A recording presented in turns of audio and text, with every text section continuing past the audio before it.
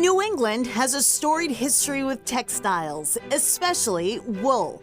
In Canton, one property houses two businesses with more than 250 years of experience combined. We've been incorporated since 1856. Kristen Draper is the president and general manager of Draper Knitting, the sixth generation of the Draper family to run this business. James Draper, who started our business, came over from England with his brother Thomas. They set up shop here in Canton. The company's first product was a Sontag, a small shawl women wore over dresses. Over the decades, they've used a lot of wool. Products range from peacoats to military blankets. When I came into the business in the 80s, wool was not a thing anymore. Now, Draper and safety products manager Bethany Pollock say they're returning to the textile and taking advantage of its best characteristics. Wool is so wonderful in its insulation and antimicrobial. And self-extinguishing. Did she say wool is self-extinguishing? If you put a flame to it and then take the flame away, it's going to put itself out. Pollock showed us the ways Draper uses wool in products they make for the U.S. military. 3 layers of a wool and cotton fleece are the insulation in the top of this extreme cold weather boot. One of the more recent things that we've done with wool and 2 different layers of an extreme cold weather glove is a napped wool French terry for the lining fabric of the glove. It gives that nice soft hand. And then also we do a high pile fabric that's no melt, no drip.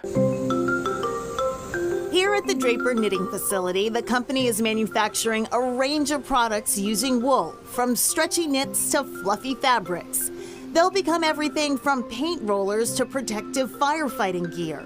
The company is also using all those machines to try to bring wool to more customers.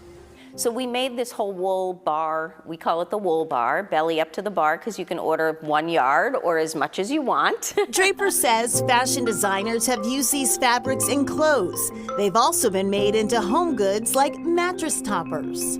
Holy Lamb, one of our customer companies, uses this to make natural bedding. So we have everything from a very lightweight jersey to a very heavyweight double knit. So we're trying to get all aspects for people who want more industrial type stuff and then more fashion-y type stuff.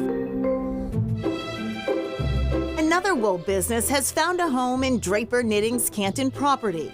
The R.H. Lindsay Company got its start in the wool business nearly a century ago. My granddad founded it in the mid-30s. He was given a wool buying contract for Barry Wool Combing in Barry, Mass. So he knew when he started he was going to make 2 cents a pound on 7 million pounds a year that mill used.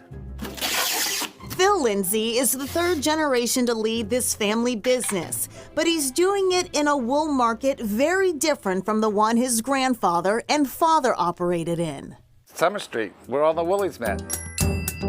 Boston was once the nation's biggest wool marketplace, reaching its peak in the 1930s. Summer Street in the Fort Point neighborhood was where all the action happened. Now, only a plaque remains. Lindsay watched the other companies dwindle away. We could have 200 people at the Wool Trade Lunch every year. Well, I'm the only one left. We're the only ones left. Not only is R.H. Lindsay still in business, but a 4th generation is now on board. I had absolutely no interest in wool growing up. Phil's daughter, Grace Lindsay Park, started working here full-time in 2021.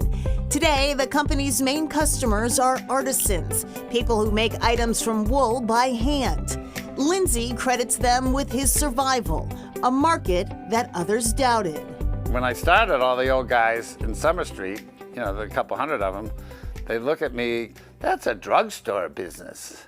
And I'd look at them and say, do you know any poor pharmacists? It was those customers who drew Grace to the family business. Part of what really inspired me was how many of our customers are artists trying to make money off of their art. Our mission is to bring industrial quality products to the handcraft market. It's just really exciting to talk to people who are excited about wool all the time.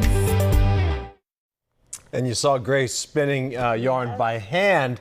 The wheel she was using, way older than she is. But she taught herself how to spin, and she made enough yarn to knit herself her own sweater when she started. Very nice. And Draper Knitting uses responsibly sourced wool, which means it's good for the land, animal, and the worker. They get their wool from Shaniko Wool Company in Oregon, and they only sell traceable American wool to American companies. So verifiable. Yes. Okay, up next, a lifetime love turned business.